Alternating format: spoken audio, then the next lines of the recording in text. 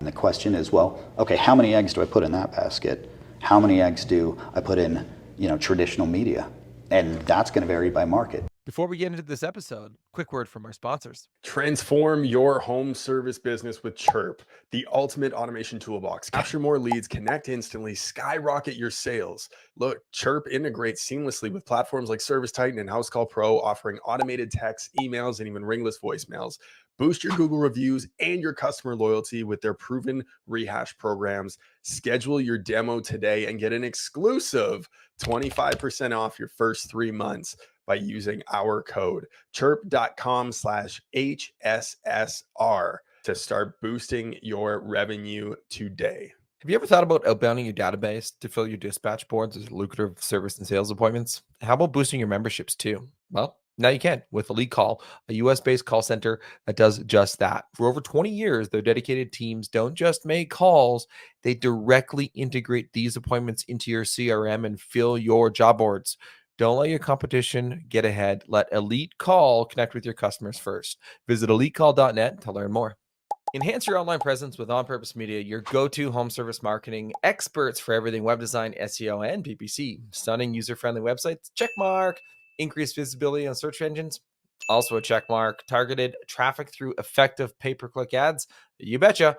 So let's go ahead and turn your online presence into a lead-generating powerhouse. Visit onpurposemedia.ca to start your digital transformation and watch your home service company thrive in the digital world. Hey, welcome back to another episode of HVAC Success Secrets Revealed. Here with Jordan Finley. He is the marketing manager for Any Hour. Managed to pull him out of the session here. He just finished his message to the group. Did a fantastic job, by the way. Brought the energy as a marketer should.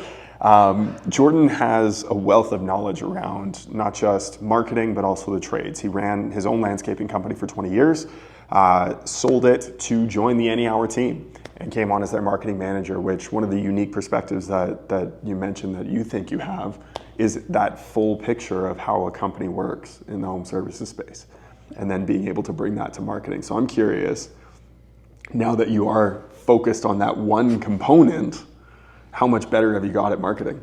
Oh, absolutely. I've gotten better. It was very much a jack of all trades, master of none, right. Running the company. I knew how to do everything to a sufficient degree to be successful for 2 decades. Mm-hmm. But to actually now be able to focus in on one thing and to have Mike Wilson as my mentor, like, sky's the limit. But in the year's time that I've been here, just the growth, the wisdom, all of it, it's amazing. Right.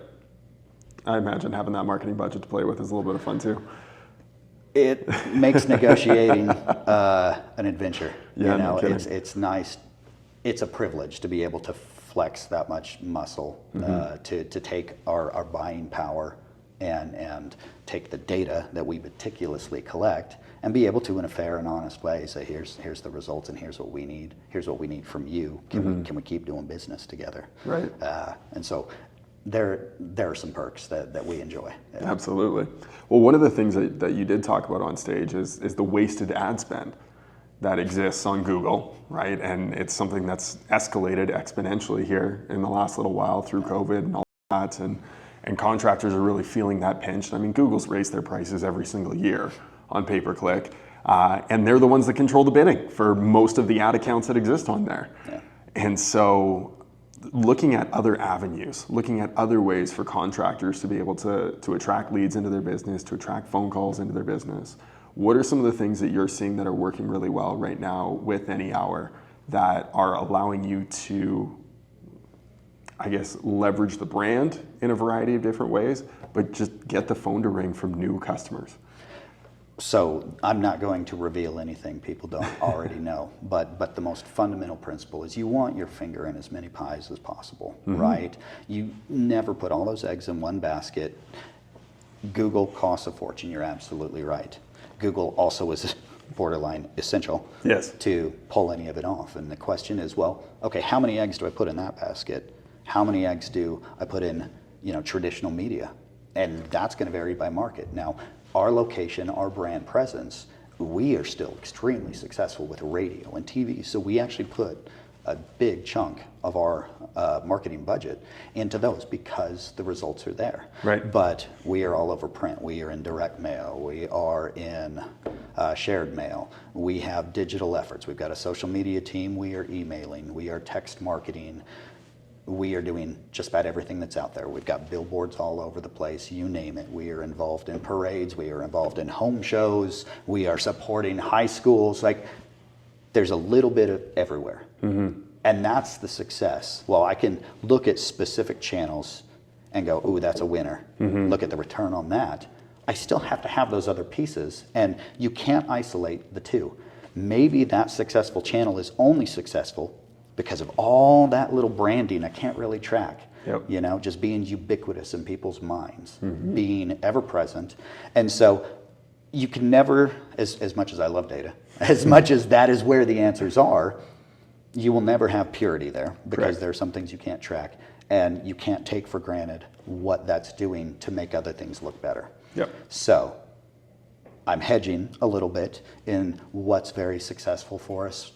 Well, it's having a healthy blend. Mm-hmm. That's what's successful. But for us, traditional media is a big piece.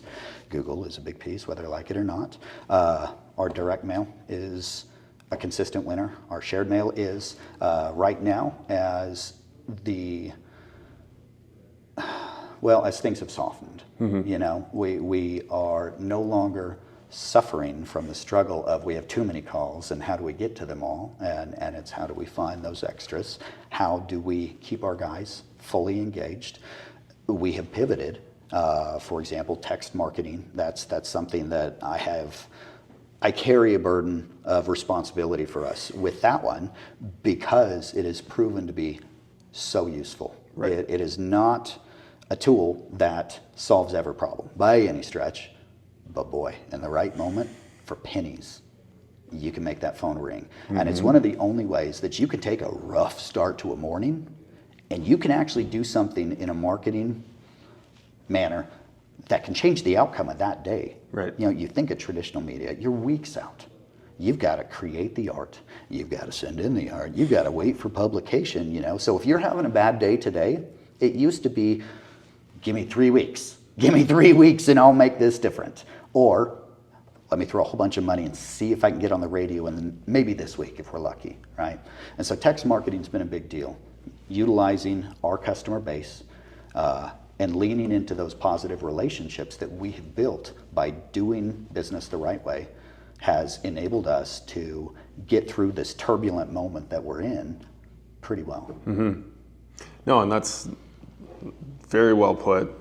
We're a big believer in the omnipresent approach. That's the approach that we take with our marketing company. How can we show up where you are as a contractor, add value to you in as many different ways as possible, through the podcast, through reels, through whatever it is that we can put out, webinars, so that we can then show up in ways when you are looking for a marketing company, here we are, right? We're big believers in that, and we're not going to dictate to you how you receive our content. We're going to make it available to you in any way possible. So I love that approach. The text message marketing is fascinating because it's incredibly important to fill dispatch boards. It's difficult for you to do that with demand calls in a lot of ways, unless you're going to overpay on Google, right? Because those are the most expensive calls. But looking at acquiring those customers so that we can text them later on. And this was the question that I had asked you in the room too, looking at lifetime value versus that initial value. How much do you put emphasis on that when you are spending on Google to say, you know, maybe we're not going to get the change out today. It's a 6-year-old system. But if we can get them as a member, now there's that value long term so that we can text them and get them back into our ecosystem for a penny instead of that 400, 500, whatever it was that cost us initially. So great question, and it allows me to brag a little bit about Any Hour. So I worked for myself for 20 years because I don't trust other people. I don't agree with them on so many levels. I have real ethical dilemmas with how a lot of business is run and operated. The things that are justified, the decisions, they go against my moral code. Right. And so I ran my business myself so I didn't have to compromise.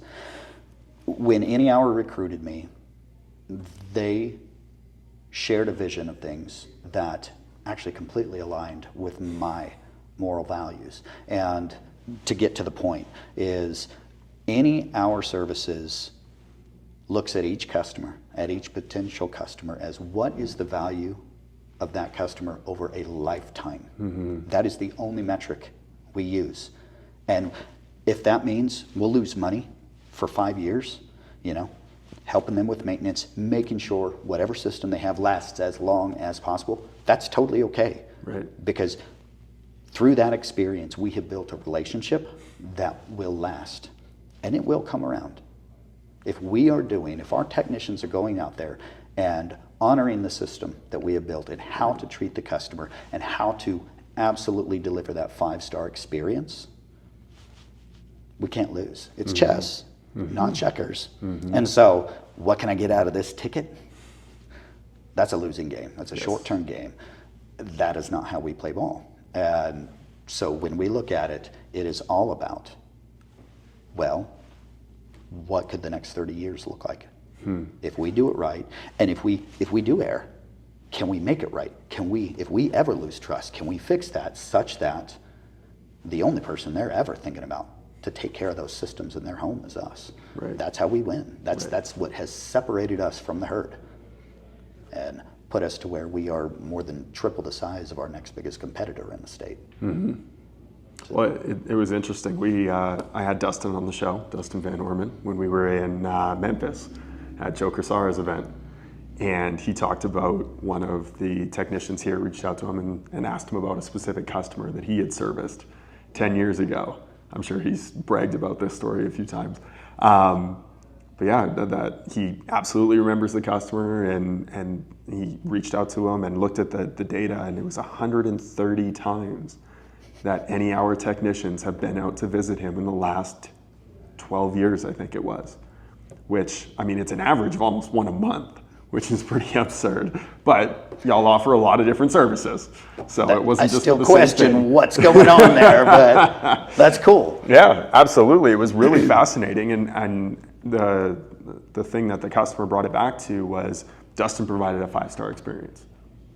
And not every time did any hour hit that 5-star experience with every single technician that came out over those 12 years, but most of the time they did. And they always made it right. And when you have that level of service, you're going to keep customers long term, which, by the way, makes marketers look really, really good. Yeah, well, and anyone who knows anything, you don't have to be a marketer to know, it is always cheaper to utilize an existing customer than to expense finding a new one, right? That's business 101. And by relentlessly pursuing that as an objective of ours, it's been successful for us. I love it.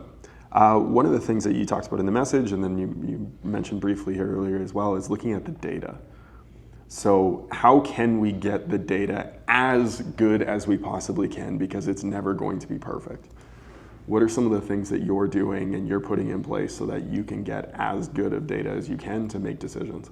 Well, first of all, I stand on the shoulders of giants.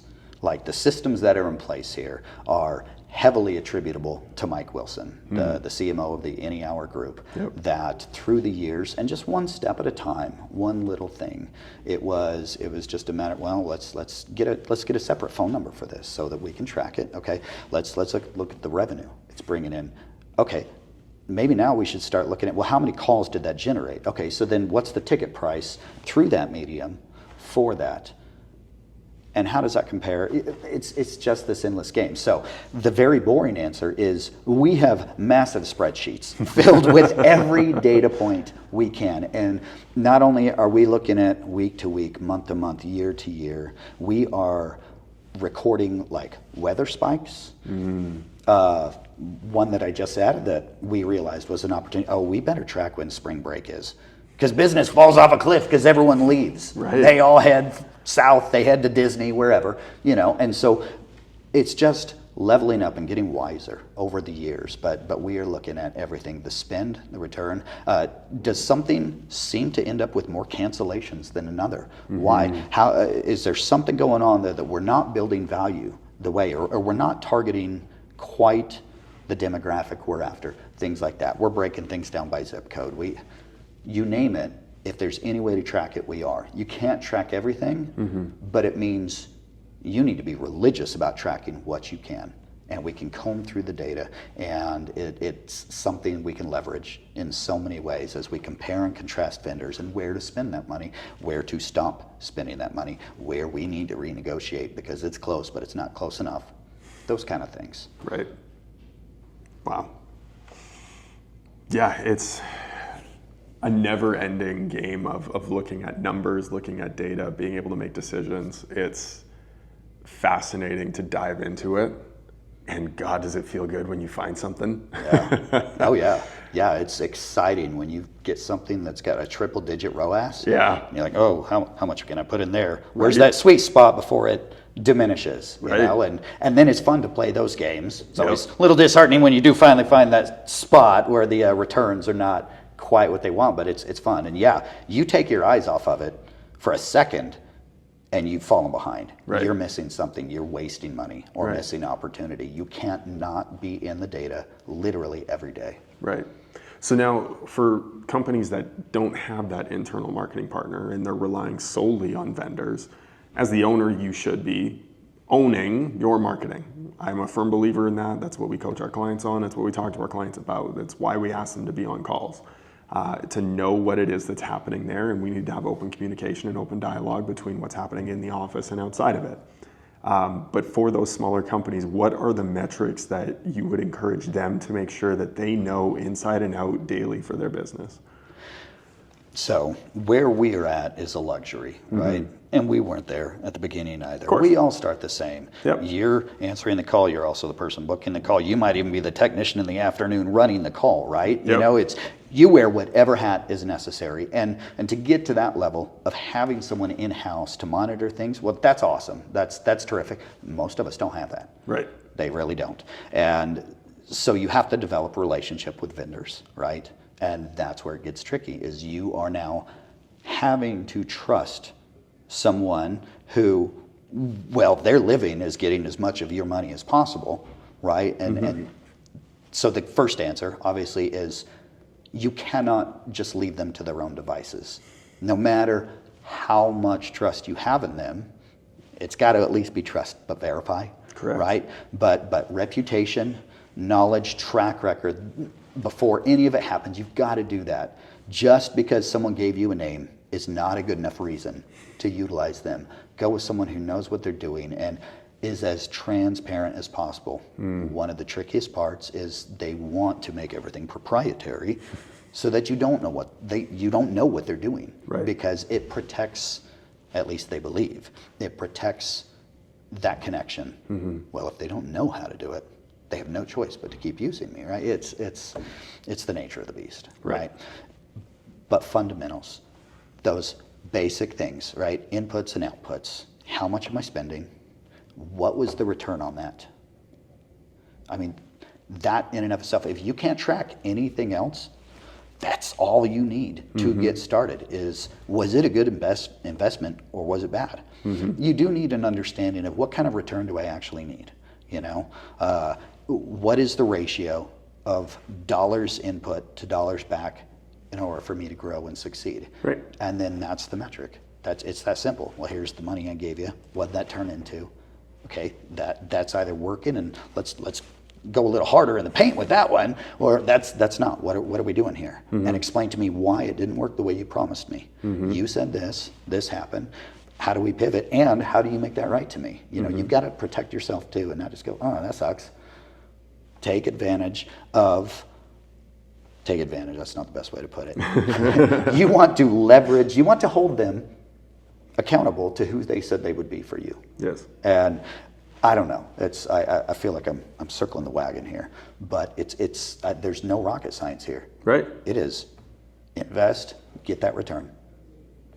Play with it. Measure it. Yeah, I mean, that's it. Watch, and never just blindly trust that someone else is going to do it for you. 100%. Unless it's the marketer you hired.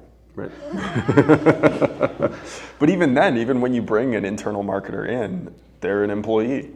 It's not their baby. They're never going to care about it as much as you do. Now, I think Any Hour does a better job than just about anyone that I've ever met in terms of crafting a vision and getting buy-in from team members. And you see it in this room, you see it on the tour, you see it throughout the entire office. Offices, I guess I should say, is you guys are taking We over have the a few, entire yeah. the entire parking lot here with multiple different locations throughout here, and then expanding even north into what is it? We're up in Ogden. Ogden Got a shop up location. there right now. Yep. Yeah, in Kaysville. Yep. Yeah, and to be clear, I was flippant about trusting your market. Rest assured, all my decisions are tracked and watched. That, of course. that Mike is the CMO is watching, but even on top of that, that's not even the top layer. Like the upper echelon, we are all aware of what we're doing, and we are all more or less in agreement with the decisions being made. Right. Everything is checked and accounted for. So as I joke that trust your marketer, don't trust your marketer. Keep your eyes on everything. Yes. That's the right answer. And Well, that like you said, is trust but always verify. the right answer. It's what we talk about in our business too, Yeah. right? Anytime that we're making changes, or Google, we just put out a post this week about it and how they've got a toggle that you can put on there where Google's switching out your phone number on your GMBs. Well, they did that, and the phone for one of our clients was going to nothing. Yeah. Right? And so being able to We verify seem to have to those things. switch ours back every few months. Right. Like I don't understand what's It's going so on over frustrating. there. And so now we just have to, we've got a calendar to go check and see if it's still running the right number. Yeah, well, and this one switched to an old ads phone number that wasn't active anymore. It wasn't even from us. It Just wasn't one of our lost numbers at all. opportunities Yeah. you never know about. You never know about. Now, thankfully, we caught it quite quickly and were able to turn it back on and get that fixed. But still, it's incredibly frustrating. You can't take your eyes off of anything, I swear. Yeah. That's Yeah. We did find a service, though. We can talk about it after. White Spark has a service where you can monitor your GMBs for $1, I think, per GMB. And any changes that happen on it, it'll notify you so you can get it done. that's slick. Right? So for the group, For a buck. incredibly invaluable, Yeah. right? And yeah, for a buck to get the change that quick, when you're talking about the call volume that's coming through your GMB for any hour, yeah, I can only imagine the numbers there. Well, as we wrap up here, we do have one final question for you. It's our token final question.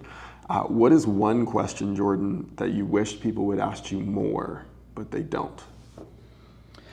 Why? That's the question. It's why.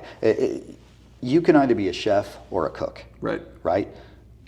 From a distance, it kind of looks like they're doing the same thing. Yep. But they're not at all. Right.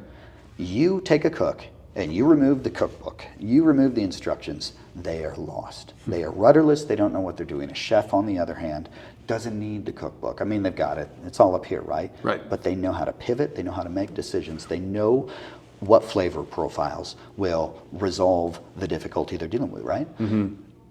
The question I wish that I got more is why? Understand why you're making the decision you're making. Not just because everyone else is doing it. That's the worst reason to do anything ever, right? But that is so common. Yep. That is the difference between a great coach and, well, the coach that gets recycled every 2 or 3 years, because all they're doing is stealing plays, right? They're not thinking about the game. That's the question. Why? Why? Understand the dance. Yes. Understand why we pivot, why we pull that lever, why we cut this off, even though it still had a return. Right. Understand that, make sense of what's going on. Don't just ask for that next step, that next instruction. I wish people comprehended it better. Like, just collectively we'd make better decisions. Right. So that would be mine. Yeah, I always talk about peeling back the story behind the data, right? They're just numbers on a page, but there's a story behind those numbers if you go deeper and you ask why. So that's great. Taking the time to pause and think sometimes. Yeah. It's so simple. It's hard to do deep work Yes. in this day and age. Everything is hurry, hurry, run. I battle with that. Mike and I talk about it routinely.